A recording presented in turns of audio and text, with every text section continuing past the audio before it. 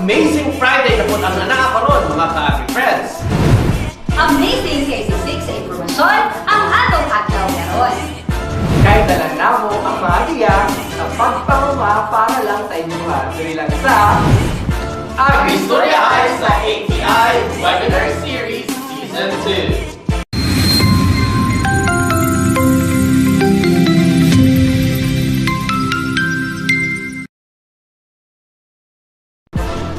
Good morning mga ka-Agri-Friends! Good morning Mark! Good morning Lai! Good morning, Sir.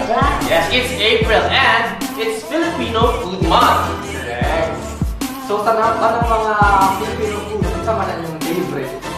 So sa ako no, dili jud pwede mo wala ang crispy pata. Sa ako abod kay Humba, lamian na Humba kan luto sa akong tatay. Oh, lamigin ka na. Siyempre, hindi mo wala ang lechon! Yes, of course. So, Mark and Lai, karong adlaw atong ibalik ang diskutanan may tungod sa African swine fever.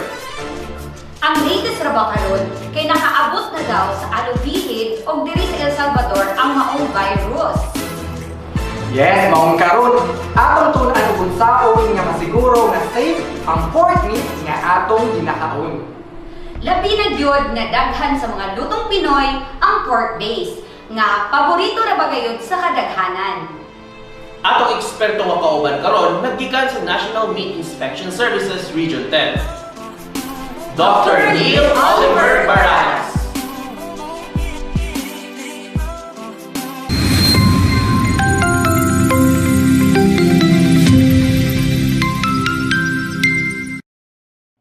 Butag sa inyo mga ka-Agri-Friends. Una sa tanan, kami sa NMIS R Top 10, nagapasalamat sa inyo sa paghatag og panahon para lang taon kaning episode. Kami pod nagapasalamat sa ATI Northern Mindanao sa paghatag og higayon nga ma-share namo among knowledge and expertise bahin sa karne. So, di na nato lang ayon, sugdan ta. African swine fever is caused by African swine fever virus. So, host-specific ni sila. So, ang species affected are domestic pigs. Example ani, ang mga large white, Pitrain, Duroc, o atong mga native pigs. Apil po din ang wild pigs, warthogs, bush pigs, giant forest hogs. Apil niini ang atong baboy sulok, baboy ramo, baboy halas, and they serve as a reservoir host. So share lang nako gamay ni story ani sa Africa. Dadto endemic ni siya kani nga sakit kaniadto. And na-introduce ni siya sa domestic pigs dito sa Africa tungod aning vector host nga kato. So from reservoir host or mga asymptomatic nga mga naisakit, symptomatic na sila, mga reservoir host, less kayo ilang mortality ani sa mga wild pigs, but they serve as reservoir host. Unfortunately, na sila yung mga kato, garapata, nga gasak og blood nila. And we know nga ang blood is the medium for transmission yun, ani nga sa ani nga sakit. So kaning ticks, it so happen nga na-introduce siya sa mga domestic pigs dito sa Africa. Kaya ilang gina-raise. So, dito naigo ang mga domestic pigs. So, para sa yun sabton, bura siyag dengue, but unlike dengue nga mosquito, Aedes aegypti, kaning ASF, instead of mosquito, ticks po siya mga kato. Ornithodoros mobata. Okay? So, na-introduce siya. Baboy. Also, form of spread po dani is from live pigs. So, mga direct contact. Common sa atoa is manghulam o butakal para ikasta sa atong inayan. So, if ever positive ang butakal nga atong nahulman sa ASF, nakakontak siya sa atong inayan, posible nga maigo po atong inayan or vice versa. So, kung dead pigs, if ever nga sa inyong neighborhood or sa inyo mismo na ay patay nga baboy dahil inyong gi-open nang gawas ang dugo which ka-carry sa virus or nakuptan ninyo ang mga internal organs nga naapod na ang mga virus, tapos nikupot mo sa other pigs, pwede pod matakdan.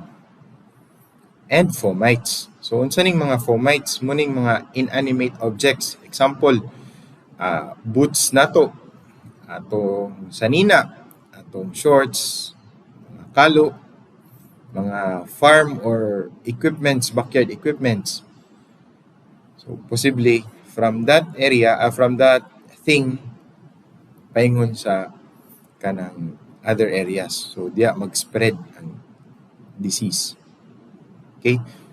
Going back, katong mga kato, naka-introduce to siya sa domestic pigs dito sa Africa.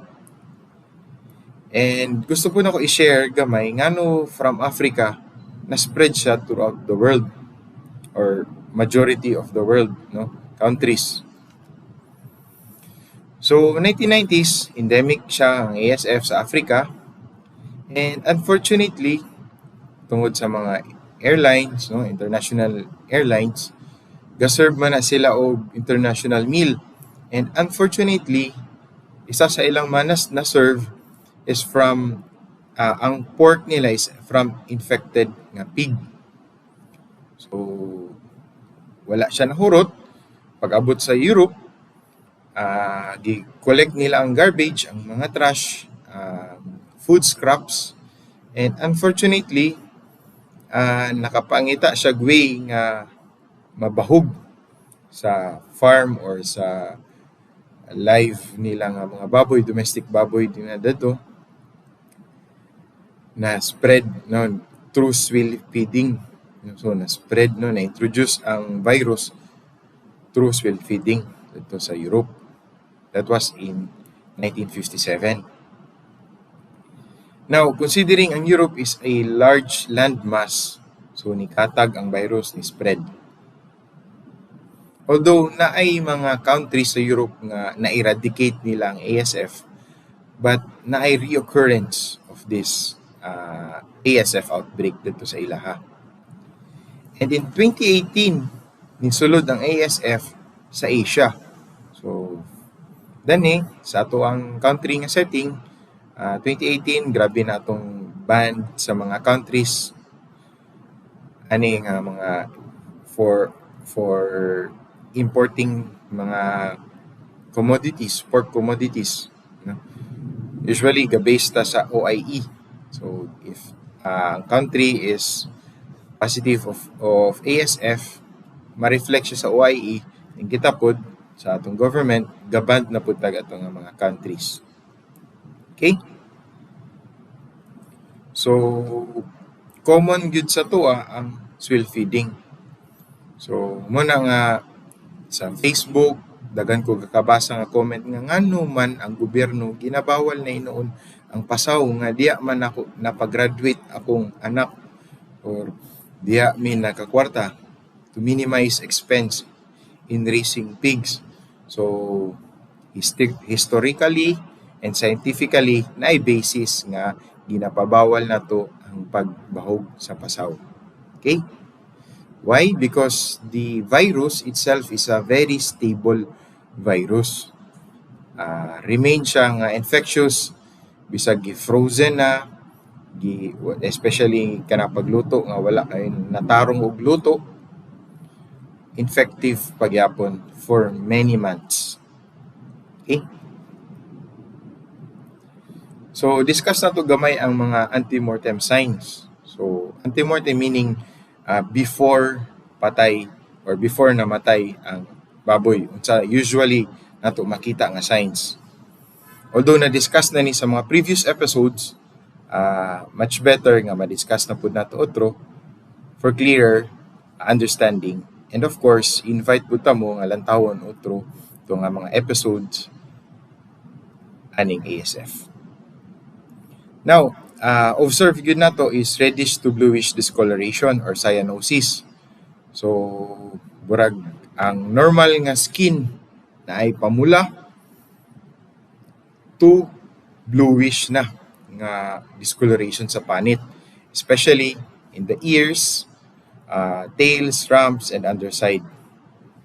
So ma-observe po nato no nga naay mga hemorrhages nga reddening sa mga panit niya.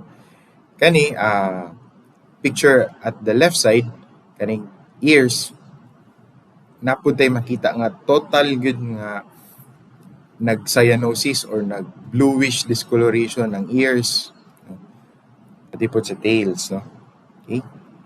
So kani sa underside or sa ventral side sa mga abdomen sa tiyan, kita gyud nato ang pag-discoloration, no? Burag mga hemorrhages na adya. So ingani yang itsura katong buhi pa ang mananap. Okay? Huddle together, mag-uban sila. Recumbent, gahigda, weakness, makita na to, ma-observe na to. Anorexia or dili mukaon ang baboy, and have a slight to high fever. So mga veterinaryo sa field, na-observe gid nila nga kung ilang kapaon ang baboy, ma-feel gid nila or ma-observe gid nila nga grabe ka init. Ingon pa nila nga buranag makapasok ang kainit. So pigs nga abay-abay, then recumbent, gahigda, and observe po ninyo nga daghan gyud siya mga hemorrhages sa panit. Okay, congested ocular mucosa sa mata, ma-observe po nato. The mucous membrane of the eyes of this pig is deeply congested, and some of the redness may due to hemorrhages. So makita nimo, no? Ang baboy grabe ka pula, pati pod iyahang mucosa. Okay? Contrary sa anemic, pag anemic grabe kinakapil. Normal niya nga color is pink. So kung anemic, white. So contrary to ASF nga pula. Okay? Respiratory signs, dyspnea or galisod ug ginhawa. Tungod niini kay naay internal hemorrhage, ang lungs, dapat ang sultan na sa lungs is air, pero ang naadya is blood. So galisod ug ginhawa tungod kay dili na kayo matarong ang exchange of oxygen and carbon dioxide, kay na may grabe naman ang dugo sa sulod sa lungs, sa baga. Nasal discharges, na atay makita nga sipon nga naay mga blood tinged nasal discharges. So kana no, manggawas yung mga fruity exudates and naapoy mga dugo. Okay? Usually pod makita na to sa lungs during postmortem is dili mo collapse ang lungs. Tungod gyapon ato ay naay dugo na ang lungs niya. Okay? Per acute signs. So kung natay acute signs, mas paspas ang per acute signs. So unsay ma-observe nato ani, diretso kamatay ang baboy without manifesting those mga signs, mga hemorrhages, mga reddening, cyanosis, mga ocular discharges, mucosal discharges. So diretso kamatay ang baboy. Acute diseases, erythema, pamumula, cyanosis, katong bluish discoloration of the skin, na mga hemorrhages in the skin and the snout. So kani makita nato kani nga picture, lubot niya og ang tiil, sampot nga part bahin sa baboy nagi hemorrhages or kanang reddening of the skin. Kani pod sa naong sa baboy nagyapoy makita nato nga mga hemorrhages. And take note kaning mga necrotic ulceration sa skin. So evident po siya sa ASF. Makita nato dry na siya kanang mga kanis nila, dry necrotic lesions sa skin. So for postmortem signs,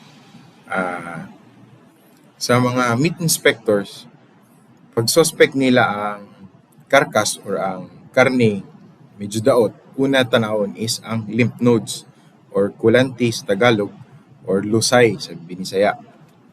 So upon checking sa lymph nodes, ma-observe yun nato nga enlarged ang lymph nodes and hemorrhagic.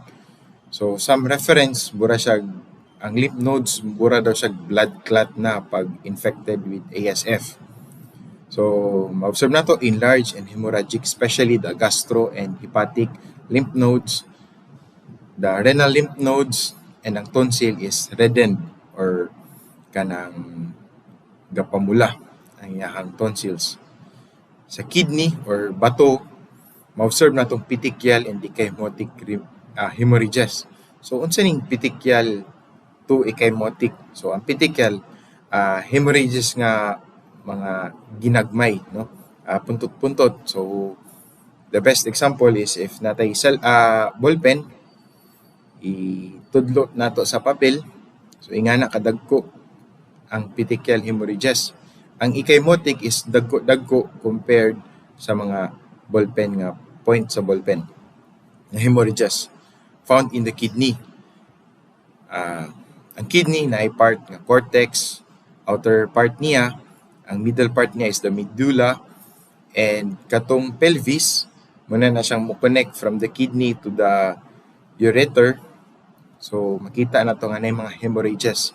So, later na tayo picture para mas ma-appreciate na ito ng mga hemorrhages. So, sa spleen or lapay,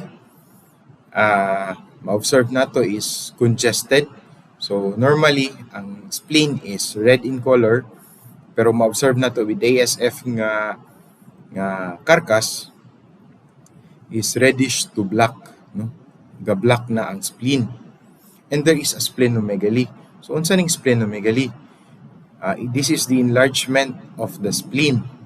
So, some reference would say up to 3 times the normal size of the spleen. Mudako ang spleen. And na mga infrax or kanang mga dead part of the spleen, ma-observe na to.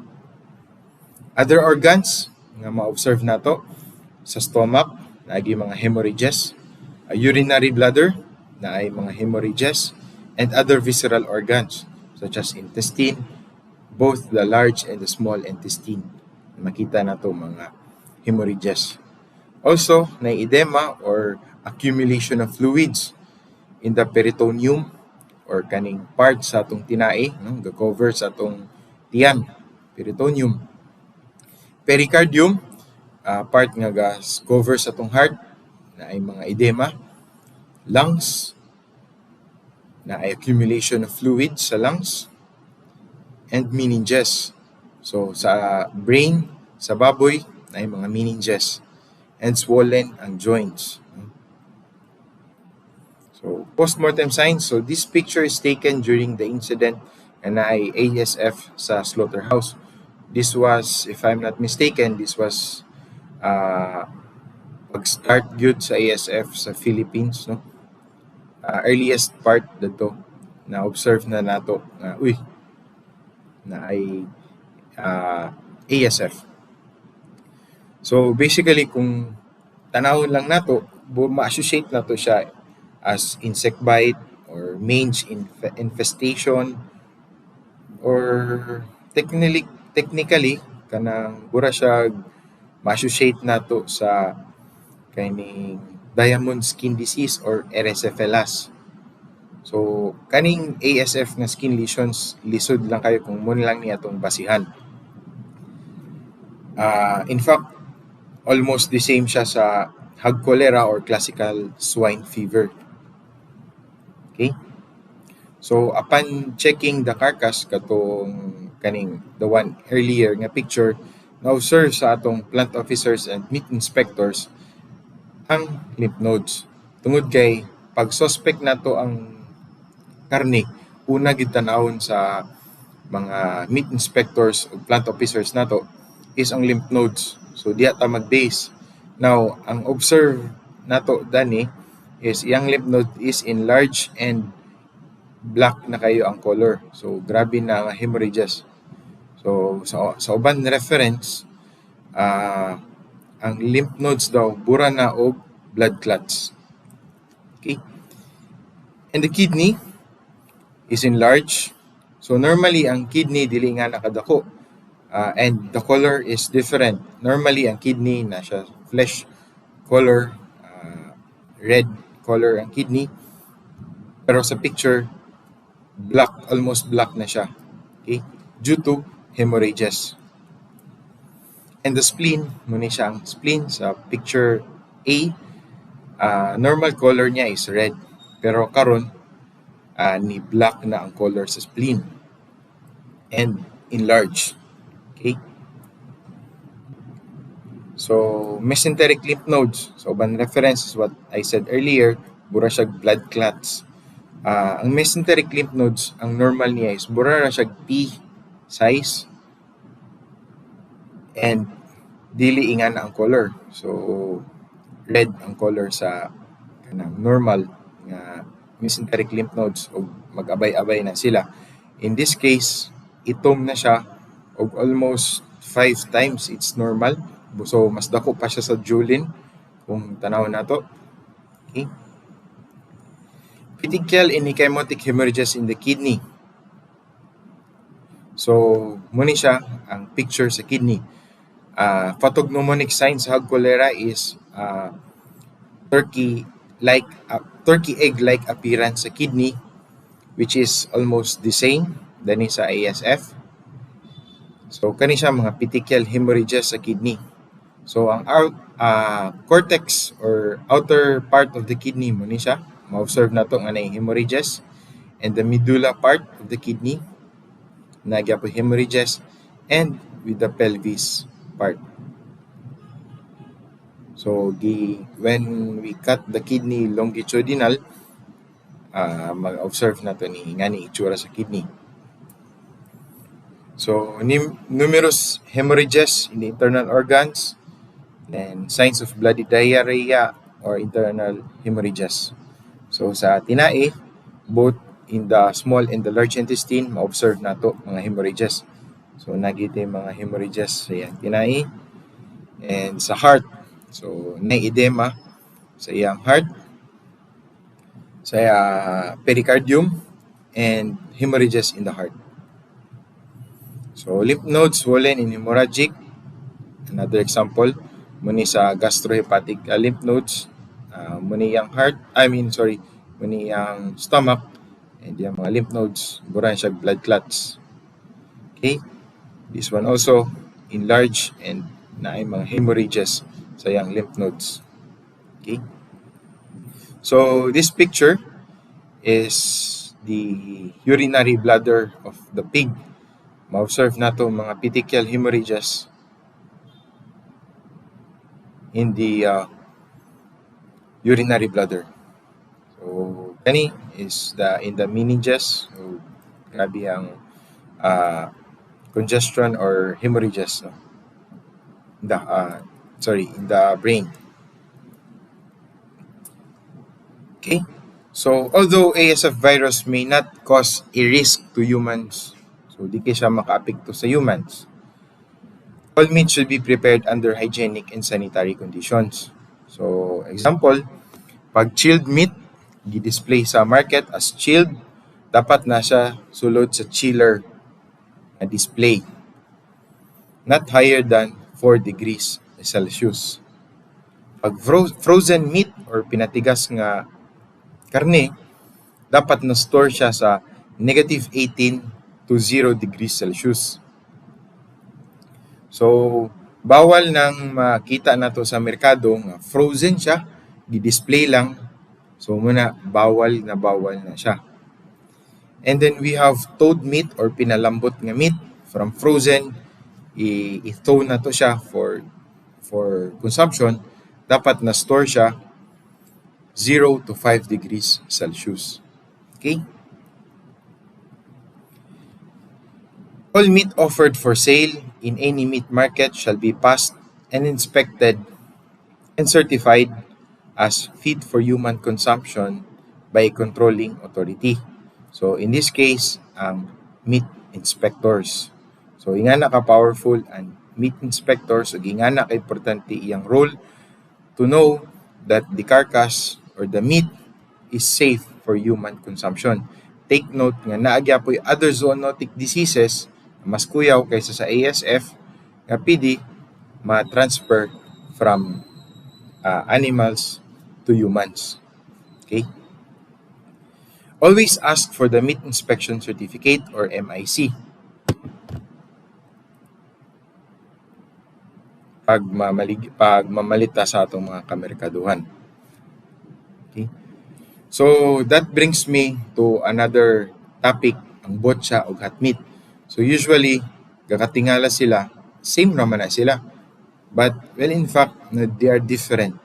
So botcha, or technically called as cold meat, is different from hot meat. So ang definition sa botcha is any meat coming from a dead animal that is slaughtered or cut, hence the term double dead. So patay na gitiwasan. And sa atong brothers nga Muslim, they consider this botcha as haram. So sa hot meat, is defined as carcass or parts of carcass of food animal that is slaughtered from unregistered, unaccredited meat establishment and have not undergone the required inspection, both ante-mortem and post-mortem inspection, including the illegally shipped nga meat and undocumented meats. So mga imported nga nakasulod kalit sa atong country, those are considered as hot meat. So undocumented, bisag naihaw siya sa registered or accredited slaughterhouse, pero wala siya accompanying document nga magpamatuod nga gikatay siya dani nga slaughterhouse, makonsider siya as hot meat. Okay? So signs sa botcha, usually pale in color with bluish to greenish tint and sticky consistency. Take note, kana pong mga dugay na nga gi-display nga mga karne, mag-produce po siya sticky consistency. Foul smelling. So pag duol pa lang ninyo sa karne, mas smell na ninyo, oy, like baho ni. So ayaw na ninyo to palita. Then another distinguishable feature sa botcha is na ay buhok-buhok pa. Usually tibuok part sa karne na apay buhok. Why? Because pagpatay na ang mananap, lisod na ang tangon ang buhok. So magpabilin yun ang buhok. Lower price compared sa kaning fresh meat. Kay usually ang tendency ani is ang reason ani is para mabaligya dayon sa mga illegal nga mga vendors. Usually sold by ambulant vendors. So unsay pasabot ani, dili kana bitong wala nga pagbaligya or kana gina-display lang sa daplin sa kalsada, lamisa lang, or kana gikarga ra sa pedicab or tricycle then gibaligya. So muna siya mga ambulant vendors na karon pagkaugma wala na sila, di na sila gabaligya. Okay? So picture just for you to appreciate unsay botcha nga gibaligya sa merkado. Makita gid ninyo ang naapa ang mga buhok-buhok. And kani sa naong wala gid nalimpyuhan. And the pictures. So kani picture within the market nga ginabaligya pod. So take note pod mo ani nga pag magpalit mo karne, mas maayo gid ang makita ninyo personally. So ang tendency sa uban nga mga illegal nga vendors is magkuha sila part ana isagol sa fresh nga karne. So take note mo ana, dapat alerto ta ana by ana. Okay? So during this picture was taken during mga enforcement activity sa uban region sa NCR. So for disposal nila ang mga botcha. So mas talamak dito sa uban region mga botcha. So okay, last part sa akong presentation, ang mga aktibidades sa NMIS Top 10. So number 1 diya bahin sa is enforcement. So naatay mga enforcement activities. We also have strike operation para ma-assure ang atong public nga safe and wholesome meat ang naa sa atong mga kamerkaduhan. Okay?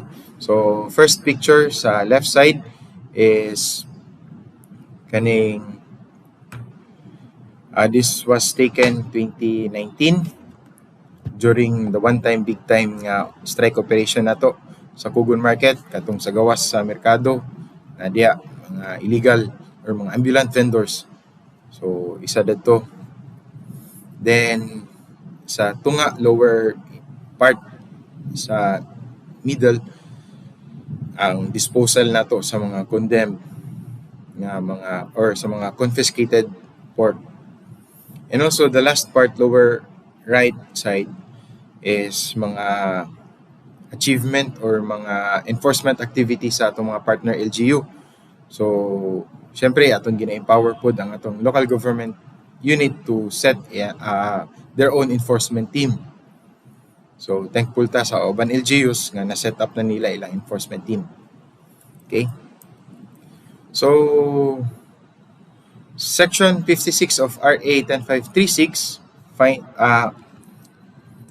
fines and penalties. So I'd just like to read this. Any person who commits the violation of any of the provisions of this act or shall commit any of the prohibited acts mentioned under Section 48, 49, 50, 51, 52, 53, and 54 shall be punished by imprisonment not less than 6 years and 1 day, but not more than 12 years, or a fine not less than 100,000 pesos, but not more than 1 million pesos, or both upon discretion of the court.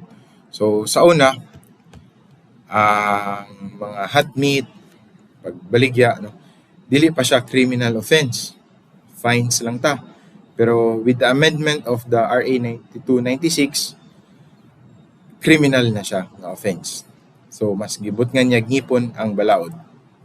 So another mga work sa NMIS RTOC 10 to control and contain the disease is disinfection. So kani nga picture naghatag ta together atong Regional Technical Director Dr. Angelita Barcelona naghatag atong office og disinfectant sa Iligan City. So this picture was taken during the early time na nisulod ang ASF sa Iligan City. Then disinfection, we also supervise the disinfection sa slaughterhouse sa Iligan. And this photo is taken sa paghatag nato, share nato mga resources nga disinfectant sa Cagayan de Oro Slaughterhouse. And this picture was taken sa Initaw, no? So we also gave disinfectants and supervised the disinfection sa atong slaughterhouse dito. So sa atong office, both accredited o LRME, pag if need ang atong service, especially disinfection, natay QRT or Quick Response Team nga ready mag-serve sa mga slaughterhouses. So again, our office is actively involved in meetings of different government agencies bahin sa ASF. So this picture was taken sa Misamis Oriental, yung meeting together sa different government agencies. Pag magpatawag pod ang DA, ready pod ang atong office. So this picture katong time sa Initaw nga peak jud kayo nga naigo ang Initaw sa ASF. So in coordination with the LGU Initaw, nag-among gipatawag ang mga meat vendors dito sa Initaw for a meeting. Okay? So to end my topic this morning, I'd like to share a quote from Socrates. The secret of change is to focus all our energy not on fighting the old, but on building the new. So, kita sa atong Region Jess, naigo man ta sa COVID-19, napatay ASF. So, I believe maglisod gyud ta balik sa atong naandan nga normal. So, ang atong focus karon or atong drive na lang karon is to have or to build a better new tomorrow or new normal. So kita sa atong mga backyard industries kung gabahog patagpasaw, please lang obey ang regulation, obey ta sa government nga ato sang likayan ng pagpamahog sa pasaw. So bisag ka ng backyard lang mo, mas gwapo gyapon nga i-implement nato ang mga basic nga biosecurity. So kaning ASF dili ni kaya sa government alone, di po ni kaya sa industry alone, but total cooperation nato tanan. Okay?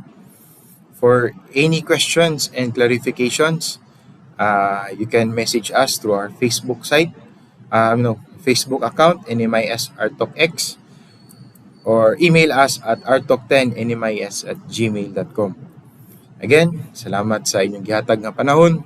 Hinaot na may mas na sabtan, na may nakuha nga information. So, thank you and God bless. Gi-emphasize ni Doc Oliver, mga ka-Agri friends, nga although wala epekto ang ASF virus sa atong lawas, ang mga pork meat na gikan sa baboy nga infected niini kinahanglan nga mapreparar sa saktong pamaagi. Kinahanglan nga fit to human consumption ang maong mga karne. Unsaon gali pagkabalo nga safe ni? Naa kining MIC o Meat Inspection Certificate nga i-issue sa Controlling Authority magikan sa NMIS. Lamang ang may alam, mga ka-Agri friends, kay dili ilang ASF ang sakit sa baboy, na ay mga diseases sa baboy nga zoonotic. Kani sila itong makatakot sa tao. Maong kinahanglan gayud nga mangita kita sa MIC. So moving on.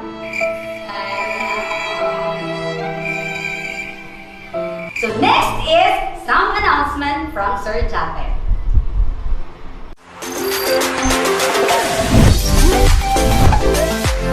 Siguraduha nga official participant ka sa atong webinar. Ang registration amo ang i-post sa among Facebook page a week before the streaming of this episode. Once registered, ayaw kalimot pag-pan out, like, and share ang maong episode, and comment down your name. Only official participants are eligible para mo-appeal sa among mga pa-contest. Human sa episode, don't forget to fill out our evaluation form nga amo akong i-post uban ang registration. So, register now because these are certificate courses.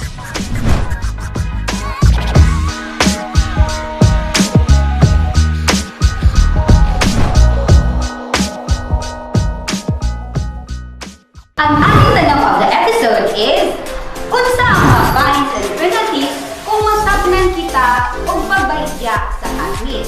Akong utuhon, unsa ang mga fines and penalties kung masapnan kita kung magbaligya o hangin? PM us your answers now. Kaya mga daog, mga lawag mug, t-shirt, and 300 worth of load from us. So let's hear what's next from us. Speaking of economy,